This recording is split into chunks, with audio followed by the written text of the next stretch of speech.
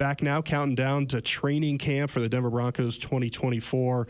I'm excited. Steve, you ready to go? Yes, I'm definitely ready to go. I'm ready to see what these guys have. Hopefully they're going to come back in great shape. I think they got to do a running test before they start practice, so you're going to tell who's been making sure they're on their P's and Q's. I'm glad we don't have to do the running test, Steve. But yes. we some of these guys that should be able to do it, these rookies, they're young, they're ready to go. An exciting rookie class, I think, for the Broncos, and we'll dive into it here.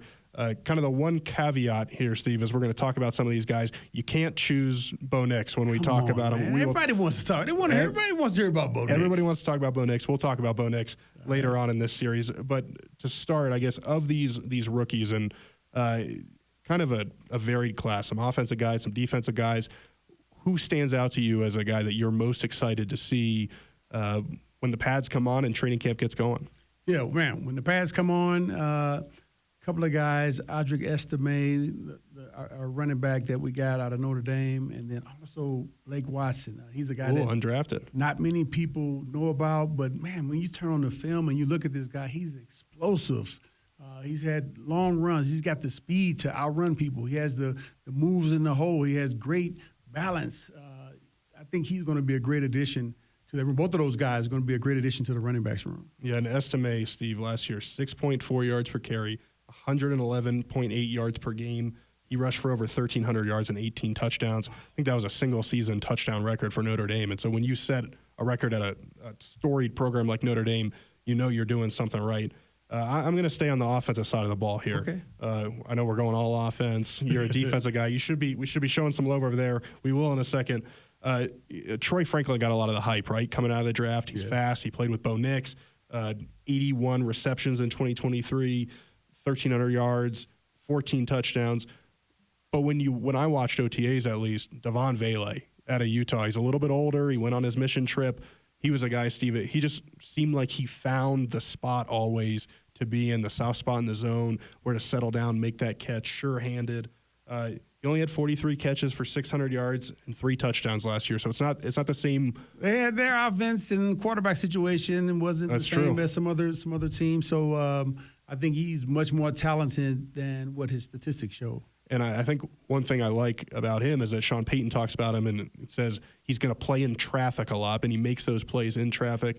And he kind of reminds him of Tim Patrick. And I think anytime you're an undrafted, or excuse me, a guy that has proven some things, obviously he was a late round pick. His age had something to do with it.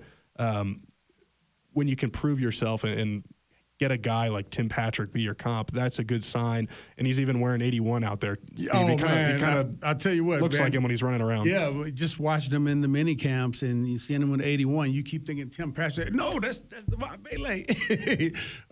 But I think this young man has a really good future ahead of him. He has the size, and all of the receivers this year seem to have that long, lanky, slim build, and I think those are dangerous receivers because they have the speed and they have the length to make the plays. And many times cornerbacks aren't as tall as wide receivers are, especially when you get to where you're 6'2", 6'3", 6'4", and that can make a huge difference, especially again if you can still have that speed to go along with the catching ability. Yeah, and he's made some awesome plays during the offseason, and we'll talk more about the wide receivers, Steve, as we continue with our preview series. I did want to mention one guy on the defensive side. Obviously, the Broncos added several guys.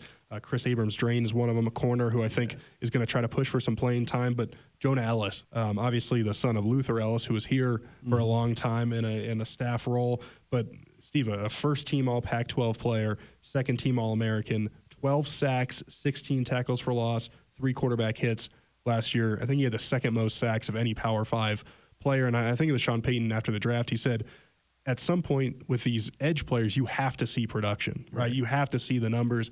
He had the numbers, and the Broncos got a bunch of guys there at outside linebacker, whether it's Baron Browning, Nick Bonito, Jonathan Cooper. A lot of different options there at outside linebacker.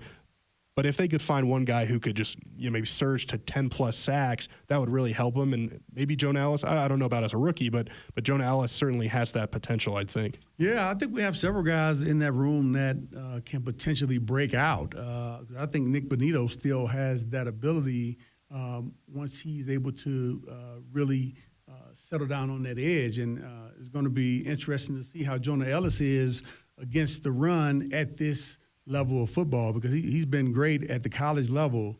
And, to have him and, again, Jonathan Cooper, Nick Bonito, we have a lot of guys who I think can really be impactful in getting pressure on the quarterback. And that's important, especially to the secondary. Yep. Because if you don't get the pressure on the quarterback, the secondary, they aren't getting any interceptions. They got to cover longer, and it makes it tough. So I think when the guys can get pressure a good majority of the time, then the secondary, they can cover better, and then everybody kind of scratches each other's back, right? Because the cornerbacks are able to cover and the safeties are able to cover better, and then you get more time for those defensive linemen and edge guys to get there. Steve, you've obviously played in this league really successfully. When you're you went to the Super Bowl your first year. When you're heading into training camp, what are the nerves like, and maybe what's one piece of advice you have for these rookies as they get ready for camp? Huge nerves. You haven't really played going in pads with these guys, and many of these guys are, 10, 12 years older than you, 5, 6, 7, 8, 9, 10 years older than you. They're grown men, and you're like a kid coming out of college. But just know that, hey, you have the strength, and